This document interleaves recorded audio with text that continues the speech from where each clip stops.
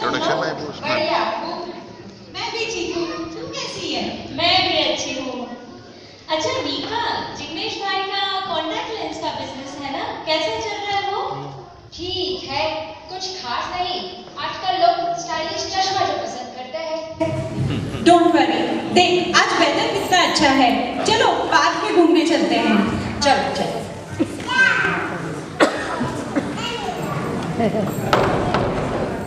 अरे वाह, कितना सुंदर बगीचा है। ये फूल देखो, कितने प्यारे हैं ना। वाह, भगवान ने भी क्या जहां बनाया है। अरे ये सब भगवान ने थोड़े ही ना बनाया है, ये तो सब अनादि से बना बनाया है, इसे किसी ने नहीं बनाया। मैं नहीं मानती। क्यों? आओ चलो बैठते हैं, मैं तुम्हें बताती हूँ। देखो, हर चीज को कोई ना कोई बनाता है। जैसे मेरा ये ड्रेस किसने बनाया? अरमानी ने बनाया। मेरी ये रिंग किसने बनाई? टिफनी ने बनाई। और ये तेरे मैसी बाल? ओह, आज मैं बाल नहीं बना पाई। मेरा हेयर ड्रेसर जो है ना, हॉलीडे पे गया है, इसीलिए। अच्छा बता, अगर हर चीज को कोई ना कोई बनाता है तो भगवान को किसने बनाया? भगवान को किसी ने नहीं बनाया, वो तो अनादि से है। तो जब भगवान अनादि से हो सकते हैं तो ये सारी चीजें क्यों नहीं हो सकती अनादि से?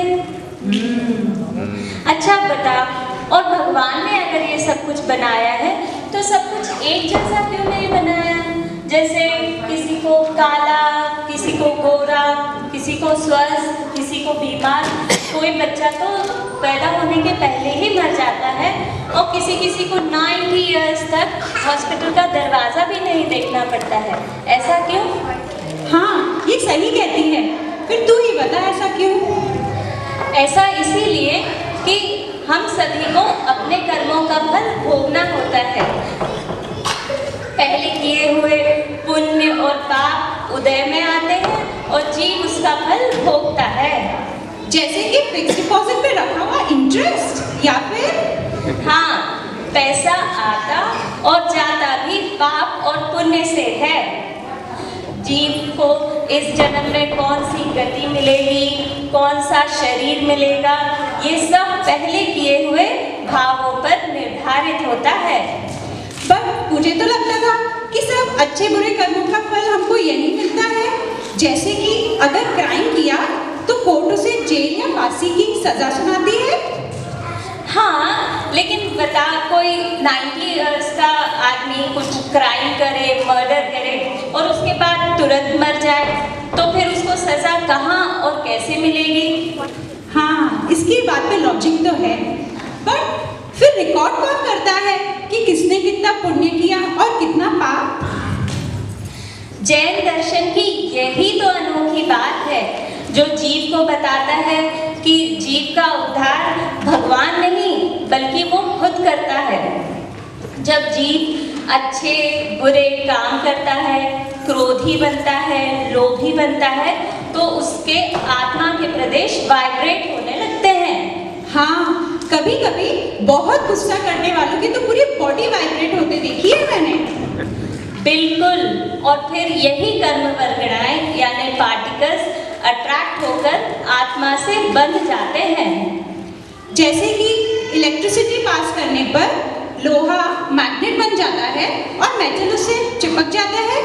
शायद वैसे ही कार्मिक पार्टिकल्स हैं जो हमारे पुण्य और पाप का हिसाब रखते हैं और समय आने पर उसका फल देते हैं।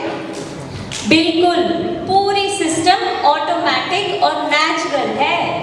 मैं तुम्हारी बात समझ रही हूँ, but I am not totally convinced. पर अच्छा बता, अगर भगवान ने ये सब बनाया है तो क्यों बनाया? सिंपल है, वो अकेले थे और बोर हो रहे होंगे। अरे बोर होते तो टीवी बनाते, अच्छी अच्छी सास बहू की सीरियल बनाते और खुद देखते। हम सबको क्यों इन्वॉल्व किया? तो फिर ऐसे ही बनाया होगा। ऐसे ही तो राजेश मेरे लिए चाय भी नहीं बनाते और भगवान ने पूरी सृष्टि बना डाली, वो भी ऐसे ही। हाँ, ये सही कहती है। लास्ट टाइम नीलेश ने मेरे लिए चाय बनाई थी जब उनको यूरो कप का फाइनल मैच देखना था।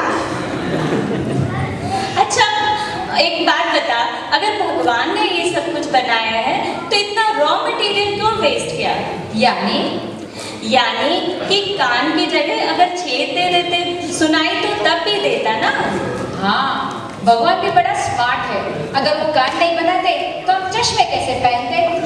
अरे लेकिन इस बहाने जिग्नेश भाई का कॉन्टैक्ट लेंस का बिजनेस तो अच्छा चलता।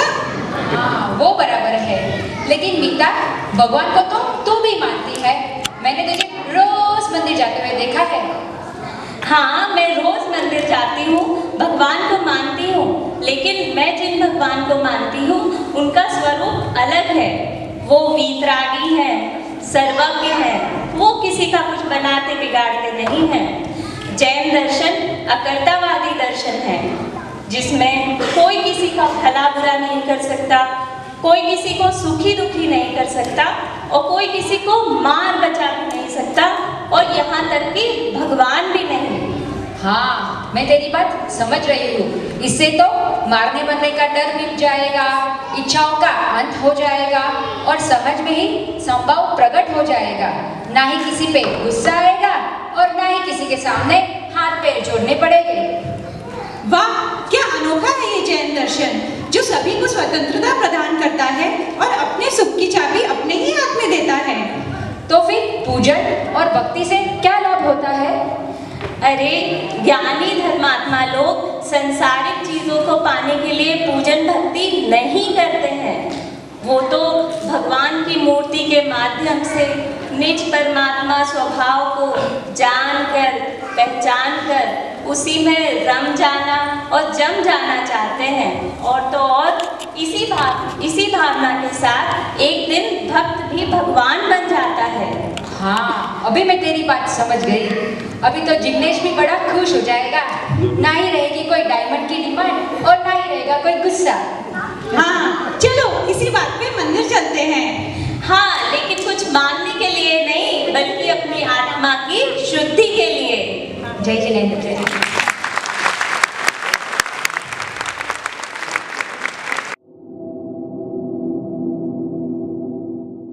अरे, कैसी हो प्रीति और नीपा? बस बढ़िया हूँ। अरे, कैसी हो नीपा एंड प्रीति?